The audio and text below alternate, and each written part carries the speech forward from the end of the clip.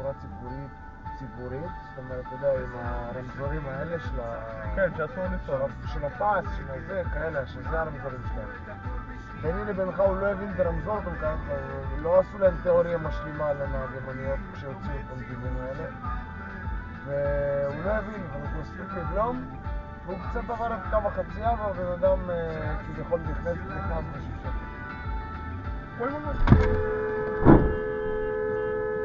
אין שרמוטה. רגע, סלמה. שנייה, בוא לשם.